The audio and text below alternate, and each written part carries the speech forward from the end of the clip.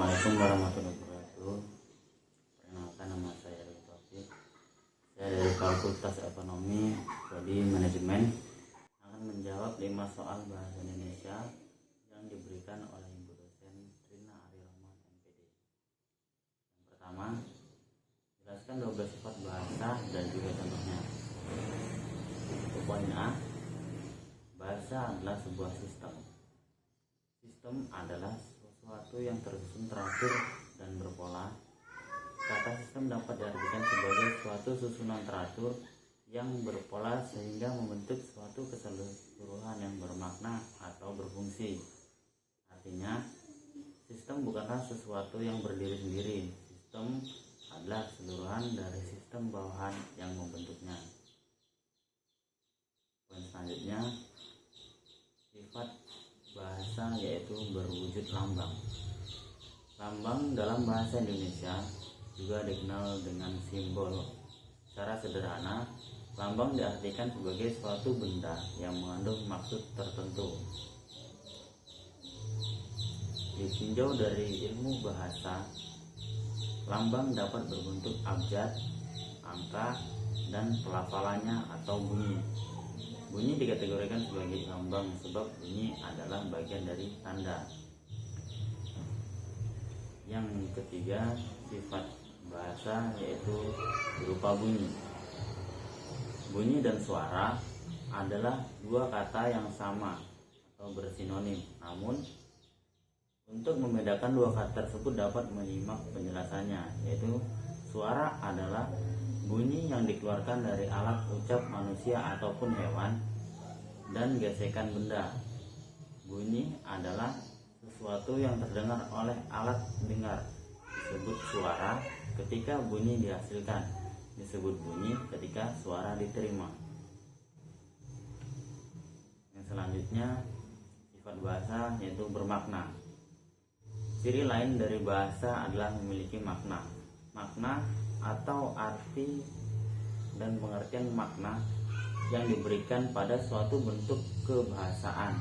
Bentuk kebahasaan atau yang juga disebut dengan satuan kebahasaan dapat berupa non-verb, kata, frase atau klausa, kalimat dan wacana.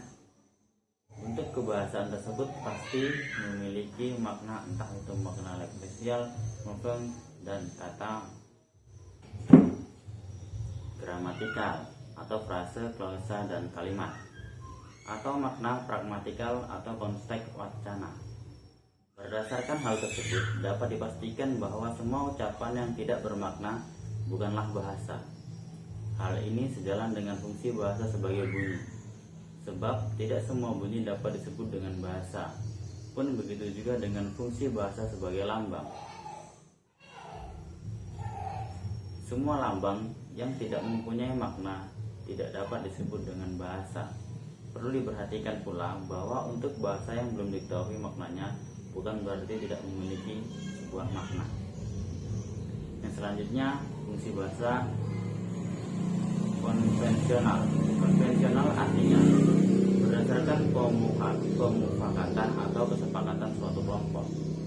Bahasa walaupun bersifat arbitrer atau mana suka, namun dalam penggunaan lambang harus diikuti oleh setiap kelompok masyarakat tersebut.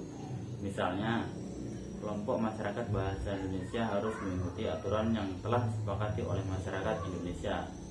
Begitu juga dalam kelompok masyarakat bahasa di daerah maupun komunitas yang lebih kecil.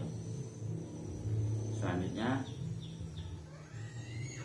ciri bahasa yaitu unik. Ciri selanjutnya dari bahasa tersebut bersifat unik. Unik secara singkat dapat diartikan sebagai ciri khas atau ciri khusus bahasa.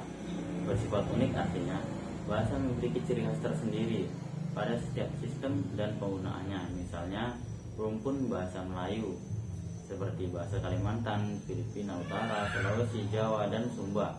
Bahasa dalam rumpun Melayu memiliki ciri awalan prefiks, sisifan, infik, akhiran, sufiks, dan kombinasinya, serta reduplikasi untuk mengekspresikan sebagai nilai dari bahasa tersebut. Yang selanjutnya, ciri bahasa universal. Jika sebelumnya telah dibahas bahwa bahasa itu memiliki ciri khas masing-masing atau unik, selanjutnya akan dibahas tentang ciri lain dari bahasa, yaitu sifat bahasa yang universal. Universal dapat diartikan sebagai sesuatu yang bersifat umum dan berlaku untuk seluruh dunia. Ciri bahasa yang universal dapat diartikan dengan bahasa lainnya. Contoh ciri universal pada bahasa adalah bunyi bahasa yang berupa vokal dan konsonan pada semua bahasa di dunia. Selanjutnya, produktif. Kata produktif dapat diartikan sebagai mampu menghasilkan secara terus-menerus. Sifat bahasa yang produktif dapat berarti kemampuan bahasa dalam menghasilkan istilah secara terus-menerus. Walaupun hanya terdiri dari unsur yang terbatas A sampai Z atau 0 sampai 9, bahasa dapat menghasilkan berbagai macam istilah baru. Misalnya huruf yang terdiri dari A, H, N, T, dan U dapat membentuk kata Tuhan, hutan, hantu, dan tahun. Begitupun dengan penggabungan huruf lain yang membentuk kata, kemudian kalimat, paragraf, hingga suatu wacana. Selanjutnya, sifat bahasa yaitu bervariasi. Sifat bervariasi dari bahasa adalah dapat berarti mempunyai berbagai bentuk, jenis, atau ragam. Bahasa itu bervariasi artinya bahasa memiliki berbagai bentuk variasi. Bahasa ini dibagi oleh dalam 3 bentuk, yaitu idiolek, dialek, dan ragam. Idiolek adalah variasi bahasa yang mencirikan perseorangan atau individu. Selanjutnya, sifat bahasa yaitu dinamis.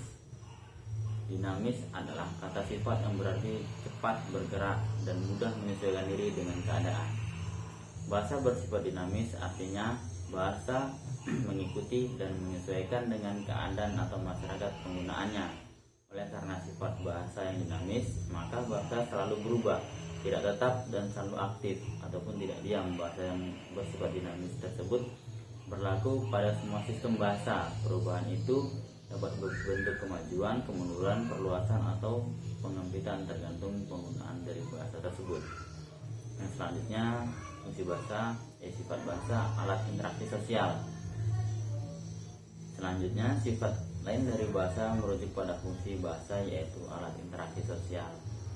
Sifat bahasa sebagai alat interaksi sosial adalah penggunaan bahasa dalam berkomunikasi antar individu untuk menyampaikan pikiran dan gagasan. Bahasa sebagai alat interaksi sosial merupakan fungsi utama dari bahasa. Jika ada bahasa, maka manusia akan kesulitan dalam berkomunikasi dan menyampaikan gagasan. Adapun alat seperti surat, pesan singkat, telepon, dan sejenisnya adalah alat bantu untuk menyampaikan pikiran melalui bahasa yang interaksi antara individu ke individu yang lain ataupun dari individu ke kelompok masyarakat. Seperti itu. Selanjutnya, identitas penuturnya. Bahasa sebagai identitas penuturnya bermakna bahwa dengan menggunakan bahasa, seseorang dapat diidentifikasi identitasnya, baik dari segi individu, kelompok sosial, hingga asal daerahnya. Contoh sederhananya dari bahasa identitas penuturnya adalah variasi bahasa yang berupa beragam-ragam dari setiap tempat tinggal dari individu tersebut. Contohnya bahasa Jawa, bahasa Sunda, bahasa Melayu ataupun Minang. Dari cara pelafalan dari bahasa tersebut kita sudah tahu bahwasanya individu tersebut berasal dari daerah-daerah yang daerah seperti bahasa Jawa sudah pasti dia berasal dari daerah Jawa. Seperti itu. Ciri atau sifat bahasa yang terakhir yaitu manusiawi. Bahwasanya bahasa bersifat manusiawi artinya bahasa itu hanya digunakan oleh manusia. Ciri ini sekaligus menerangkan semua ciri dari bahasa. Bahasa itu bersifat manusiawi sebab bahasa adalah suatu sistem simbol yang bersifat arbiter, bermakna, dan produktif. Hewan tidak dikategorikan memiliki bahasa sebab dalam berkomunikasi hewan hanya menggunakan gerak, isyarat. Hewan tidak memiliki sistem berupa simbol. Selanjutnya, bahasa hewan tidak bersifat produktif, artinya bahasa hewan tidak berkembang layaknya bahasa manusia. Kita tidak pernah berjumpa suara hewan, misalnya ayam pada suatu waktu berkokok dengan nada yang berbeda, ataupun ayam berkokok dengan menggunakan bahasa kucing ataupun yang lainnya. Selanjutnya nomor 2, bagaimana kedudukan bahasa Indonesia sebagai kebanggaan bangsa?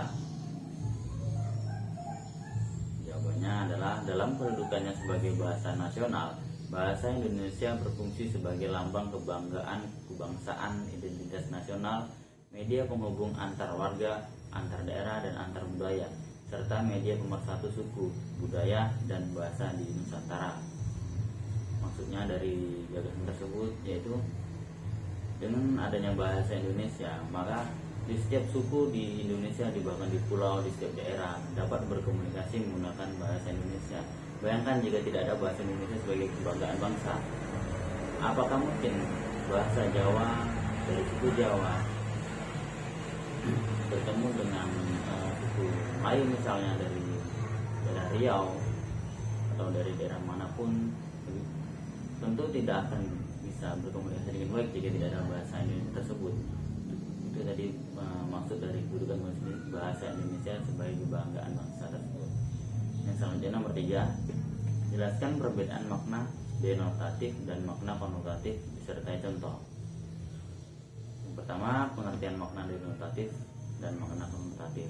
Makna denotatif adalah sangat mudah ditemukan pada sebuah tulisan karena merupakan kata yang sesungguhnya tertulis pada kalimat. Makna denotatif adalah makna yang sesuai dengan apa adanya.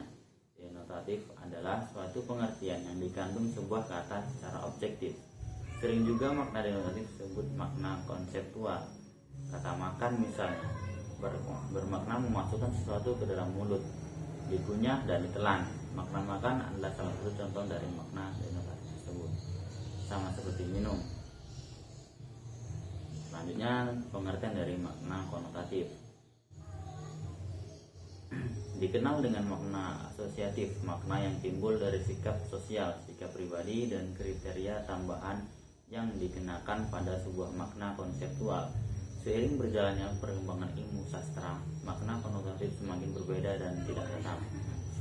Makna denotatif adalah makna yang umum, dengan kata lain makna konotatif adalah makna yang dikaitkan dengan suatu kondisi dan situasi tertentu. Contoh kalimat denotatif dan konotatif: dia adalah perempuan cantik, itu denotatif. Dia adalah perempuan manis, itu makna konotatif. 4. Berikan contoh homonim, homofon, dan homografi. Homonim adalah kelompok kata yang penulisan dan pelafalannya sama tetapi memiliki arti atau makna yang berbeda. Contohnya bisa memiliki dua arti yang berbeda, yaitu dapat dan racun. Genting memiliki dua arti yang berbeda, yaitu keadaan yang mendesak atau gawat dan atap rumah. Salam memiliki dua arti yang berbeda, yaitu ucapan yang disampaikan kepada orang lain dan daun yang digunakan sebagai bahan pelengkap masakan.